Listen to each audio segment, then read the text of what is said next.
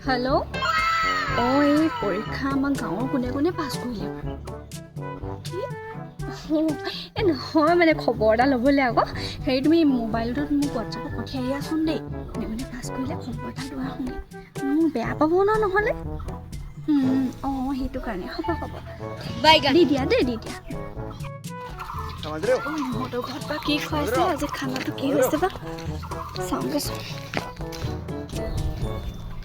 মই ৰিজাল্টৰ খবৰ ল'বলৈ আহিলোঁ